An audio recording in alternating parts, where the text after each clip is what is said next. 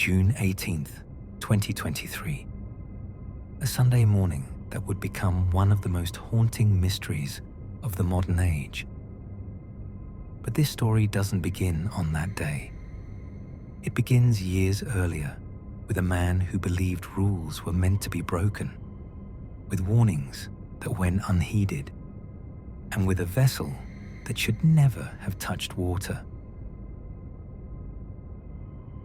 What you're about to hear is not just the story of 5 people who descended into the Atlantic Ocean.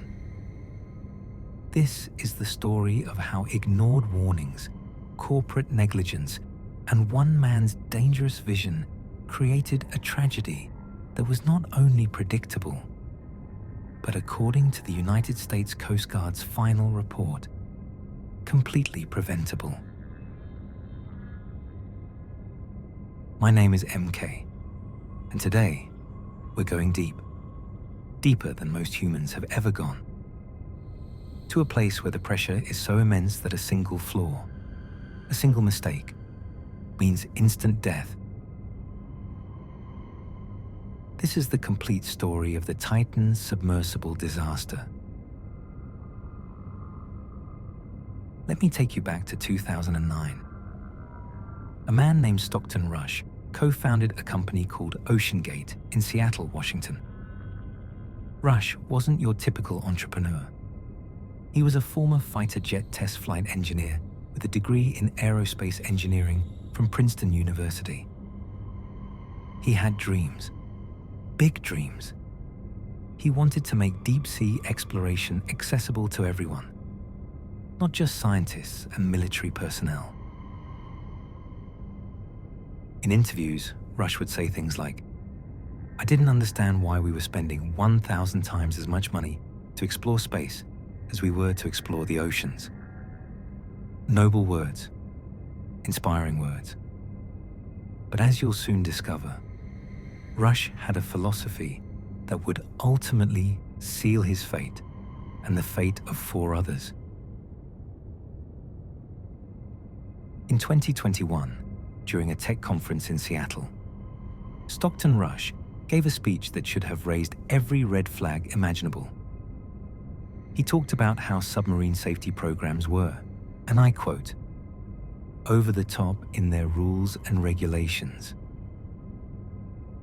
He believed the industry lacked experience with carbon fiber, the material he was using to build his submersible. But here's where it gets chilling. In a video interview from 2021, Rush told a vlogger named Alan Estrada something that would become his epitaph. He said, "I'd like to be remembered as an innovator. I think it was General MacArthur who said, 'You're remembered for the rules you break.'" He would also say, "At some point, safety is pure waste. I mean, if you just want to be safe, don't get out of bed, don't get in your car, don't do anything. At some point, you're going to take some risk, and it really is a risk-reward question. I think I can do this just as safely by breaking the rules." Those words, breaking the rules. Remember them, because every single rule Stockton Rush broke was written in someone else's blood. Now let me tell you about the Titan itself. This wasn't just any submersible. This was a 22-foot vessel designed to take paying customers, who Rush cleverly called mission specialists to avoid passenger vessel regulations, down to depths of 12,500 feet. That's 3.8 kilometers below the surface of the ocean. At that depth, the water pressure is approximately 400 atmospheres. That's 6,000 pounds per square inch. To put that in perspective, that's like having 35 elephants standing on your shoulder. The Titan's hull was made from carbon fiber and titanium. Now, to the average person, That might sound high-tech and impressive, but to deep-sea engineers, this was a nightmare combination. You see, titanium is elastic. It can endure varying stress and pressure without permanent damage. Carbon fiber, on the other hand, is stiff and non-elastic. It's prone to cracking. Deep-sea engineer Eric Fussell would later write that the difference between these materials could create a flaw in the hull, leading to, and I quote, an instantaneous implosion due to underwater pressure. He continued, within less than 1 second, the vessel, being pushed down on by the weight of a 3,800-meter column of water, would immediately crumple in from all sides. But here's what makes this even more disturbing. The Titan was steered using a Logitech F710 wireless game controller. Yes, you heard that correctly. The same controller you might use to play video games on your computer. Purchased for approximately $30, was being used to control a vessel carrying human lives into the most hostile environment on Earth. Now, before you think I'm being unfair, let me clarify something. The use of commercial game controllers is actually common for remotely operated vehicles. The United States Navy uses Xbox 360 controllers to control periscopes in Virginia-class submarines. So the controller itself wasn't necessarily the problem. The problem was everything else about the Titan's design and operation. Let me take you back to 2015. Stockton Rush visited DOER Marine Operations in Alameda, California. DOER stands for Deep Ocean Exploration and Research. This company builds their own submersibles, and they know what they're doing. Liz Taylor, the president of DOER Marine, would later recall that meeting. She told Rush and his team about the dangers of using carbon fiber for a pressure hull at extreme depths. Her exact words were, "We all told him, someone is going to be killed in this thing, and you've got to not do it." Rush didn't listen. In fact, he did the opposite. He doubled down. He moved forward with his carbon fiber design, convinced that his engineering calculations were correct and that the established industry was simply afraid of innovation. Then came 2018. This is where the warnings became impossible to ignore, or at least they should have been. In January of 2018, a man named David Lochridge, who was OceanGate's Director of Marine Operations, produced what investigators would later call a scathing quality control inspection report. Lochridge warned unambiguously about the potential dangers to passengers of the Titan as the submersible reached extreme depths. Lochridge stated in his report that the viewport, the window that passengers would look through to see the Titanic, was only certified for depths of up to 4,000 feet. The Titanic rests at 12,500 feet. That's more than 3 times deeper than the viewport was rated for. Lochridge also raised concerns about the fact that passengers could be exposed to potential extreme danger in an experimental submersible due to, quote, OceanGate's refusal to conduct critical, non-destructive testing of the experimental design of the hull. He specifically warned that the acoustic analysis system OceanGate was relying on, a system that was supposed to detect hull failure, would only show when a component was about to fail, often milliseconds before an implosion, and would not detect any existing flaws before putting pressure onto the hull. In other words, by the time the system detected a problem, it would already be too late. What happened to David Lochridge? OceanGate fired him. They then sued him for allegedly breaching his confidentiality contract and making fraudulent statements. Lochridge countersued, stating his employment had been wrongfully terminated because he was acting as a whistleblower. The two parties eventually settled out of court, but the damage was done. The message was clear. If you raise safety concerns at OceanGate, you would be silenced. But the warnings didn't stop there. In March of 2018, the Manned Underwater Vehicles Committee of the Marine Technology Society drafted a letter to Stockton Rush. This wasn't just one person or one company expressing concern. This letter was signed by more than 36 experts in the field of deep-sea exploration. These were people who had spent their entire careers building and operating submersibles. People who knew the ocean's power and respected it. The letter expressed, and I quote, unanimous concern regarding the development of Titan and the planned Titanic expedition. The experts alleged that Rush was misleading his potential customers over the safety of the experimental submersible. They said he was breaching an industry-wide professional code of conduct by refusing to allow independent testing to meet the safety standards of marine classification societies like DNV or ABS. The letter specifically stated, "We recommend that at a minimum, you institute a prototype testing program that is reviewed and witnessed by DNV, GL, or ABS."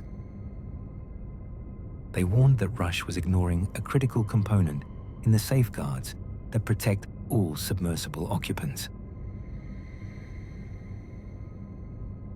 Now, let me tell you what makes this even more chilling. One of the people who warned Rush was a man named Rob McCallum, a deep-sea submersible expert with decades of experience. The BBC obtained emails from 2018 between McCallum and Rush. In these emails, McCallum begged Rush to hold off on using the Titan until it was thoroughly tested and independently classified. McCallum wrote to Rush, "I think you are potentially placing yourself and your clients in a dangerous dynamic. In your race to Titanic, you are mirroring that famous catch cry. She is unsinkable."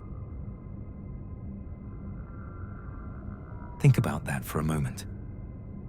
McCallum was comparing Rush's approach to the builders of the original Titanic, who famously declared their ship unsinkable, right before it struck an iceberg and sank, killing over 1,500 people. How did Stockton Rush respond? He told McCallum he was tired of industry players who tried to use a safety argument to stop innovation. Rush took the warnings as a personal insult. In one message, he wrote, "We have heard the baseless cries of 'you are going to kill someone' way too often. I take this as a serious personal insult." And then, according to McCallum, the email exchange stopped. Why? Because OceanGate's lawyers threatened to take legal action against McCallum for continuing to raise safety concerns. Let that sink in. A man trying to save lives, trying to prevent a tragedy, was threatened with legal action.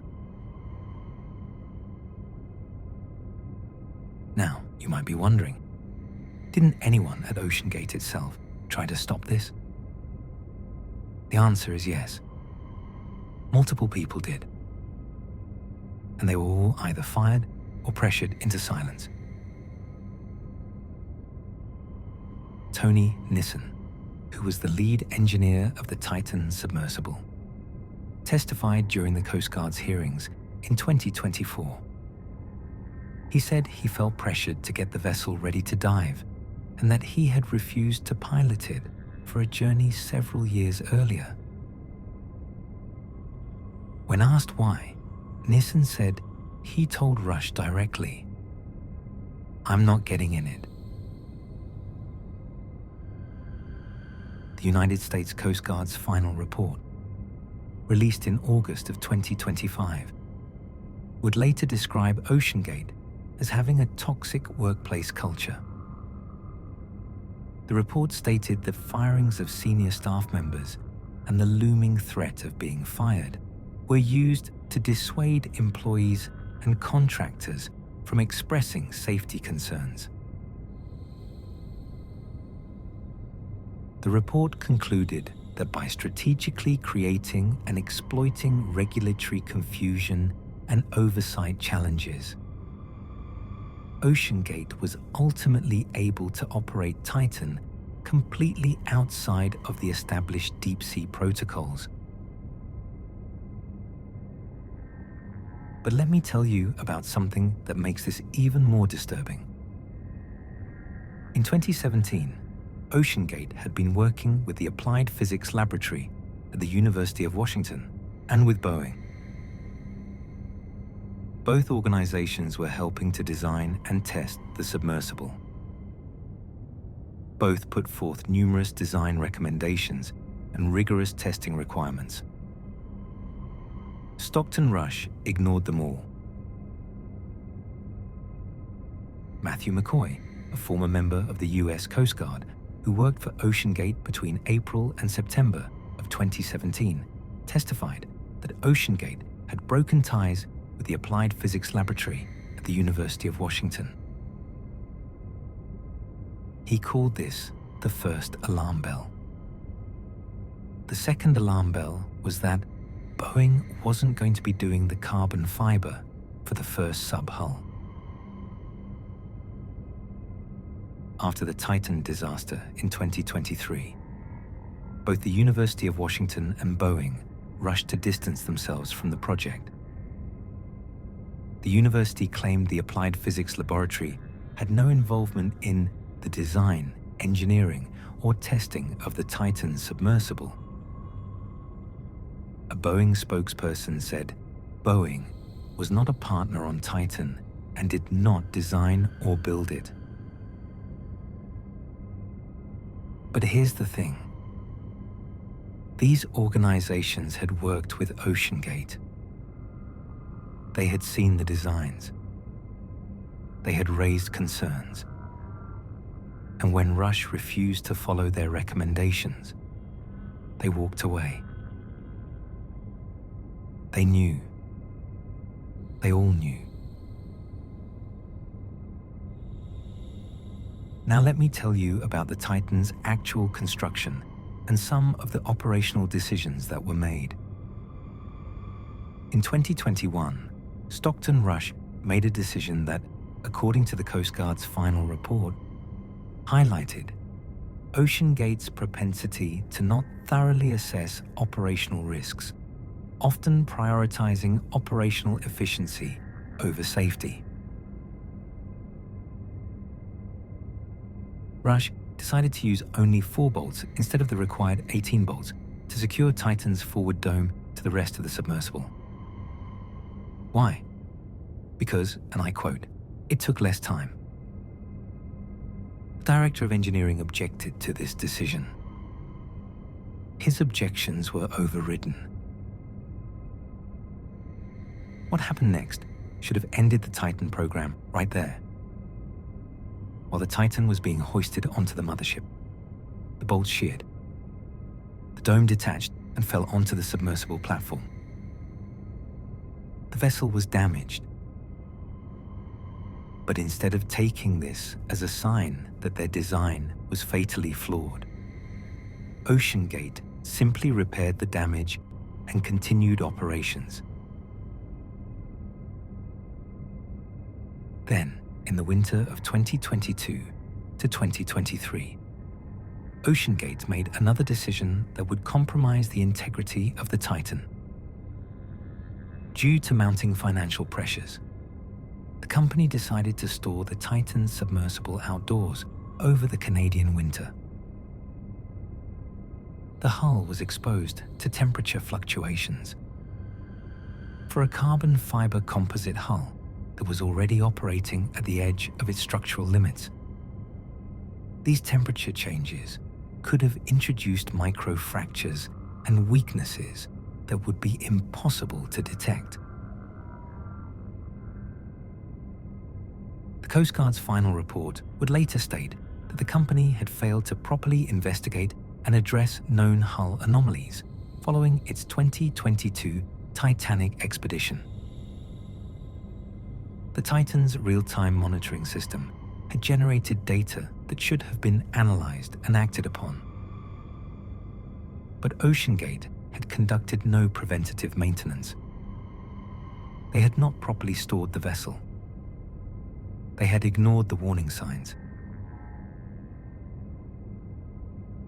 Now, let me tell you about the passengers. Because while Stockton Rush bears the ultimate responsibility for this tragedy, we must remember that 4 other people lost their lives. 4 people who trusted Rush. 4 people who believed they were embarking on a safe, once-in-a-lifetime adventure. Paul-Henri Nargelet was a 77-year-old French explorer and Titanic expert. He had been to the Titanic wreck site more than 30 times. He was known in the deep-sea exploration community as Mr. Titanic. Nargelet was a former French Navy officer. He had spent his life exploring the ocean's depths. He knew the risks. Patrick Leahy, the CEO of Triton Submarines and a longtime friend of Nargelet, would later say in an interview that he had pleaded with Nargelet not to dive with OceanGate. He had warned him about the Titan's design. He had told him it was unsafe. But Nargelet went anyway. Perhaps he trusted Rush. Perhaps he believed his own experience would keep him safe. We'll never know. Hamish Harding was a 58-year-old British businessman and adventurer. He was the chairman of Action Aviation, an aircraft company based in Dubai. Harding was no stranger to extreme exploration. He had traveled to the deepest part of the ocean in the Mariana Trench. He had even been to space. On June 17, 2023, one day before the Titan's final dive, Harding posted on Facebook about the upcoming expedition. He wrote, "Due to the worst winter in Newfoundland in 40 years, this mission is likely to be the first and only manned mission to the Titanic in 2023. A weather window has just opened up, and we are going to attempt a dive tomorrow." Those would be among his last public words. Then there were Shahzada Dawood and his son, Suleman Dawood. Shahzada was a 48-year-old Pakistani-British businessman.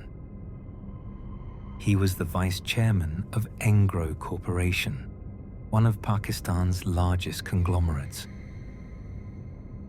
His family was one of the wealthiest in Pakistan.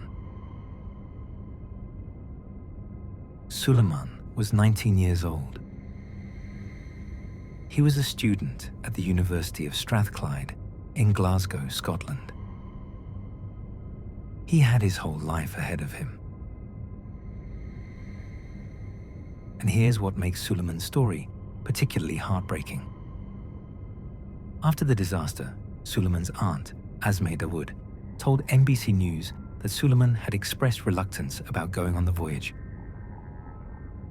He had told a relative that he wasn't very up for it and felt terrified about the trip. But he went anyway. Why? To please his father. It was Father's Day weekend. He went to make his father happy. Think about that. A 19-year-old kid, scared out of his mind, climbed into that submersible because he loved his father. Now let me take you to June 18th, 2023. The day everything ended. The Titan departed from its mothership, the MV Polar Prince, at approximately 8:55 a.m. Newfoundland Daylight Time. The dive was expected to take about 2.5 hours to reach the wreckage of the Titanic. The entire expedition was supposed to last approximately 8 hours. On board was Stockton Rush, piloting the submersible, Paul-Henri Nargeolet, Hamish Harding, Dot, Shahzada Dawood, and Suleman Dawood. They were sealed inside the vessel with 17 bolts. The Titan could not be opened from the inside. Once those bolts were secured, the men inside were completely dependent on the structural integrity of the hull. At 10:47 a.m., the Titan sent its last message to the Polar Prince.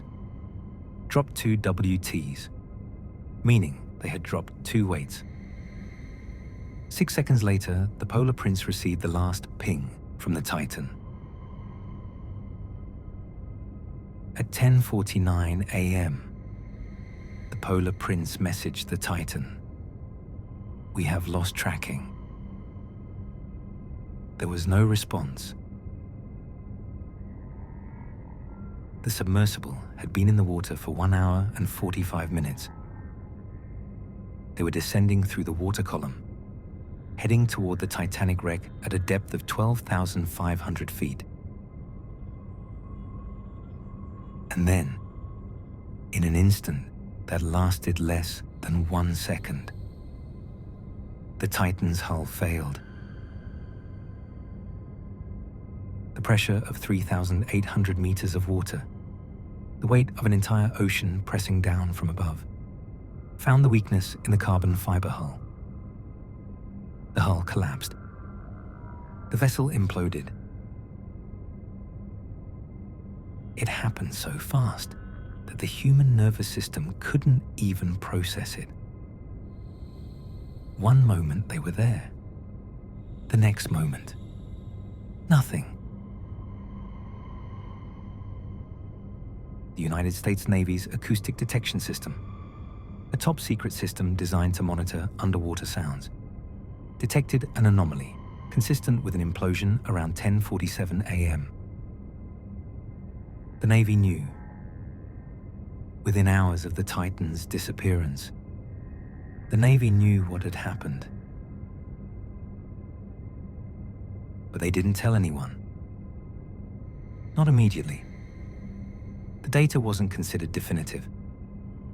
There was a chance, however small, that the submersible was still intact.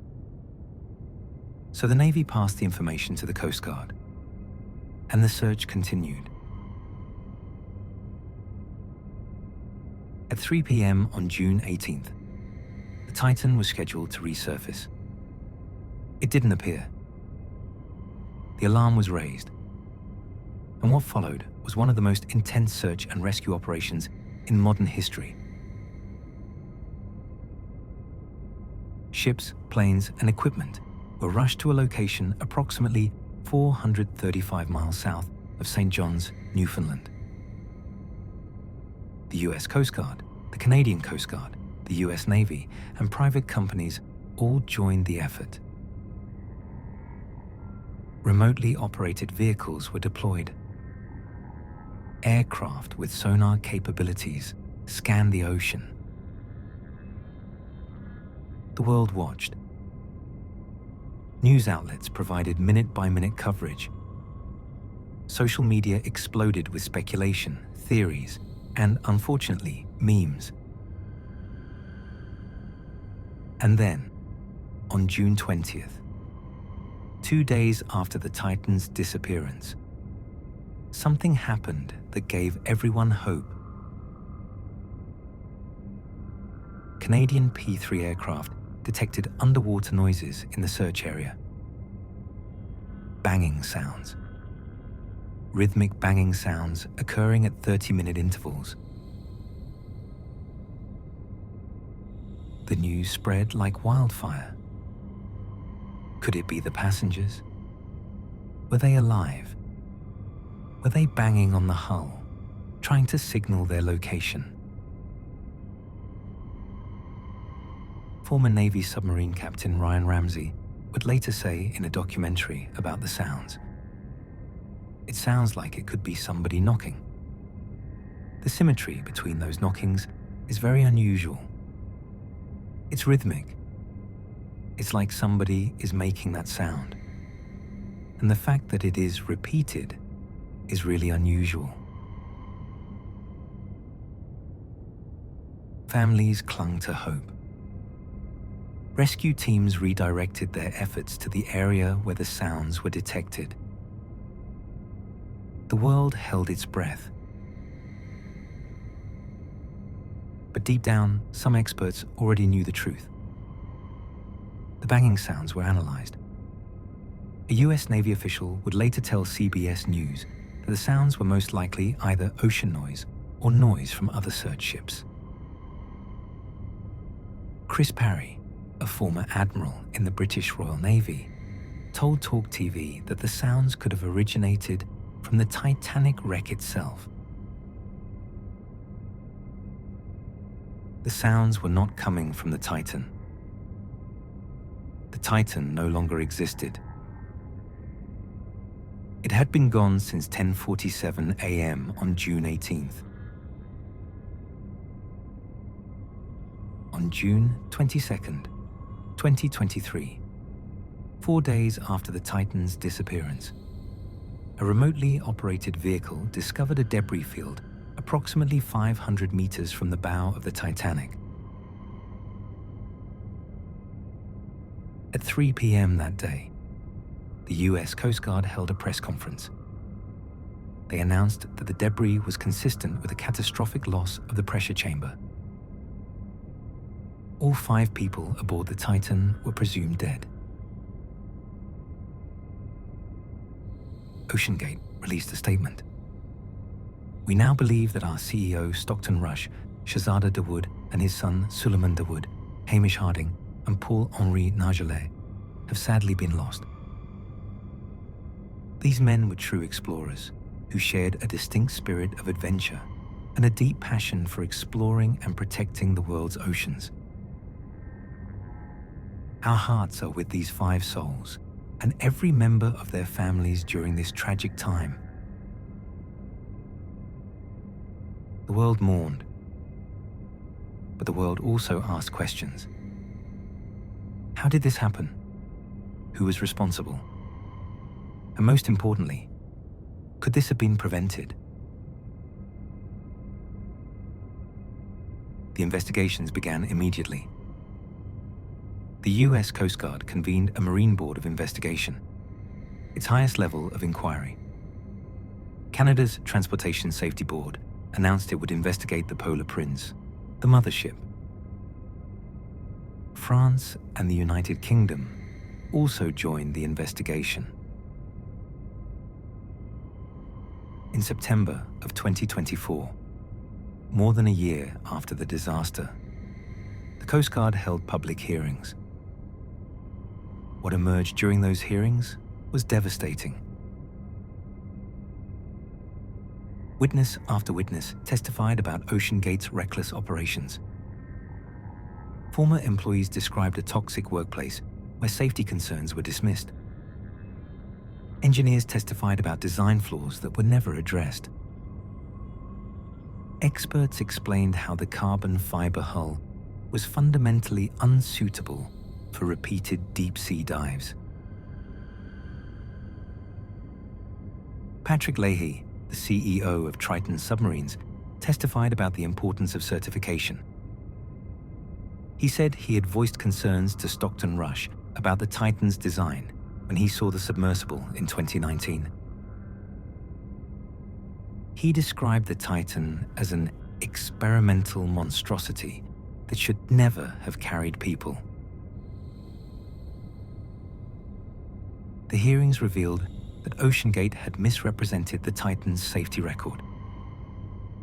The company had claimed the vessel had undergone extensive testing and had completed numerous successful dives. But the truth was very different. The Titan had undergone only 11 test dives before it started taking paying passengers to the Titanic. Many of those test dives had been to shallow depths. The vessel had not been properly tested at the extreme depths it would be operating at. The Coast Guard's investigation also revealed something even more disturbing. Rush had reportedly bragged that he would buy a congressman if he was ever challenged on regulatory issues. He had systematically exploited loopholes in maritime law.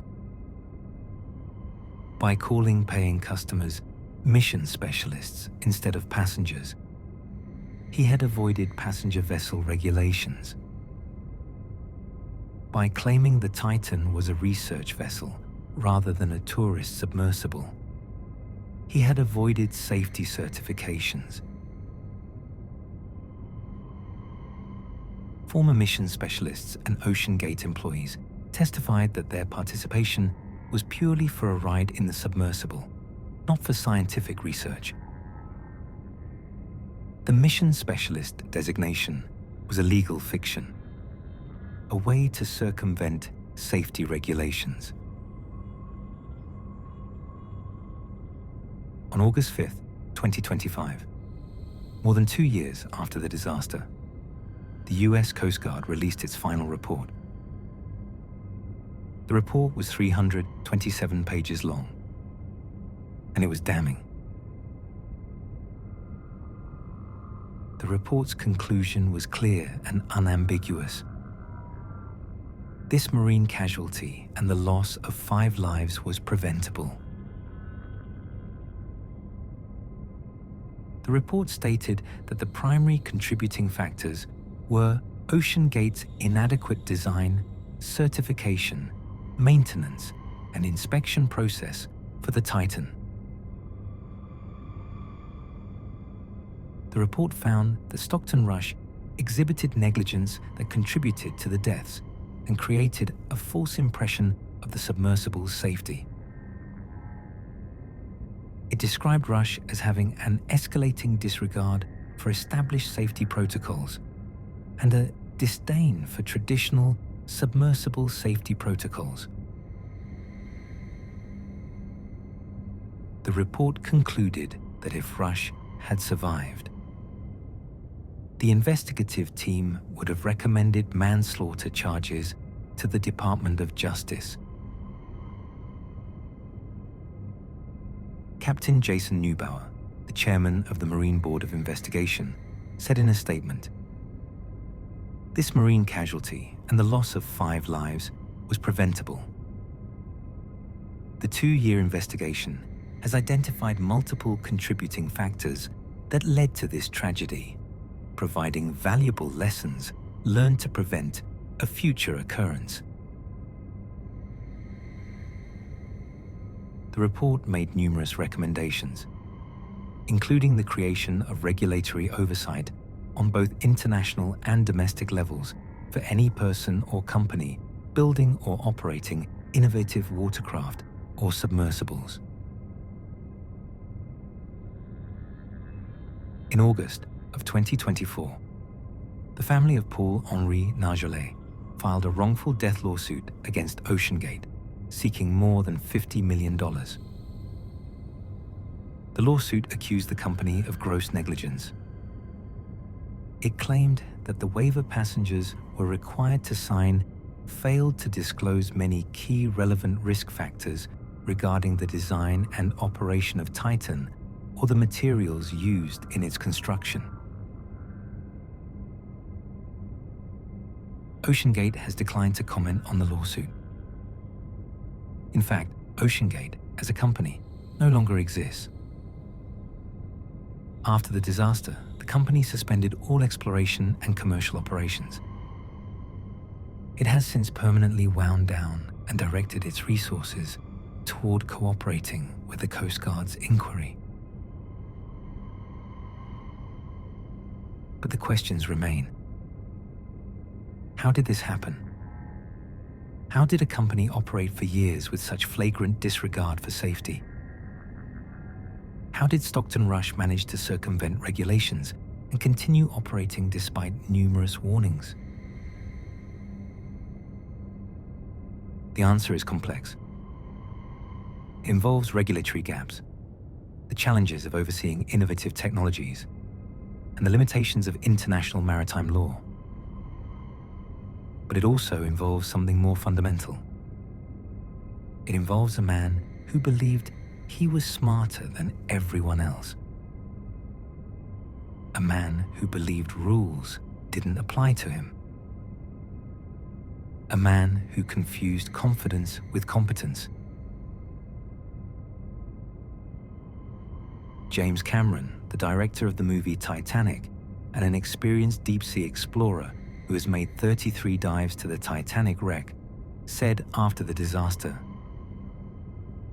"I was struck by the similarity between the Titanic disaster itself, where the captain was repeatedly warned about ice ahead of his ship, and yet he steamed at full speed into an ice field on a moonless night.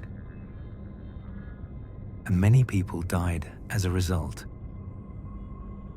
And with a very similar tragedy, where warnings went unheeded to take place at the same exact site, with all the diving that's going on all around the world, I think it's just astonishing. It's really quite surreal." The parallels are indeed eerie. The Titanic, a ship declared unsinkable, sank on its maiden voyage because its designers were arrogant. The Titan, a submersible designed to visit the Titanic wreck, imploded because its designer was arrogant. Both tragedies involved warnings that were ignored. Both involved unnecessary deaths. Both serve as reminders that nature, whether in the form of ice or pressure, does not care about human confidence.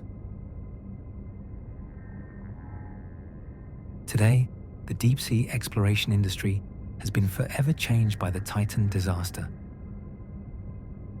Companies that operate submersibles have re-evaluated their safety protocols. There are renewed calls for international regulations governing private deep-sea expeditions. Engineering institutions have re-examined the use of carbon fiber composites in pressure vessels. Triton submarines and other companies have returned to traditional titanium designs, incorporating advanced AI-based structural monitoring systems for real-time safety analysis. The lessons learned from the Titan disaster are being applied to make future submersibles safer. But those lessons came at a terrible price. 5 lives. 5 people who trusted that the vessel they were boarding was safe. 5 families who will never be whole again. Stockton Rush wanted to be remembered as an innovator. He wanted to be remembered for the rules he broke. And he will be. But not in the way he hoped. He will be remembered as a cautionary tale. A warning about what happens when ambition outpaces wisdom. When confidence replaces competence. When the desire to innovate blinds someone to the fundamental laws of physics and the hard-won knowledge of experts. The ocean is not kind. It does not forgive mistakes. At 12,500 feet below the surface, there is no margin for error. The pressure is so immense that even the smallest flaw, the smallest weakness, becomes catastrophic. Every rule in deep-sea exploration, every regulation, every safety protocol was written because someone, somewhere, learned a lesson the hard way. These rules exist for a reason. They are not bureaucratic red tape. They are not obstacles to innovation. They are guardrails. They are the collective wisdom of decades of experience. They are written in blood. Stockton Rush broke those rules. He dismissed the experts. He silenced the whistleblowers. He exploited regulatory loopholes. He prioritized speed and cost over safety. And in the end, he paid for it with his life and the lives of 4 others. The Titan disaster is a tragedy, but it is also a lesson. A lesson about hubris, about the importance of listening to experts, about respecting the forces of nature, about understanding that some rules truly cannot be broken. As I close this story, I want you to remember the victims, not just as names or statistics, but as people. Paul-Henri Nargeolet, who dedicated his life to exploring the ocean's depths. Hamish Harding, who sought adventure in the most extreme places on Earth. Shahzada Dawood, a successful businessman and father. And Suleman Dawood, a 19-year-old kid who went on this expedition because he loved his dad. They deserved better. They deserved a vessel that was properly designed, properly tested, and properly certified. They deserved honesty about the risks they were taking. They deserved leadership that prioritized their safety above all else. The wreckage of the Titan now rests on the ocean floor, not far from the Titanic itself. 2 disasters, separated by more than a century, connected by the same fatal flaw: human arrogance in the face of nature's power. Let this be a reminder. Innovation is important. Pushing boundaries is important. But safety must always come first. Always. Because in the end, no achievement, no record, no amount of recognition is worth a human life. This has been the complete story of the OceanGate Titan disaster. Thank you for listening. And remember, the rules exist for a reason. Don't break them.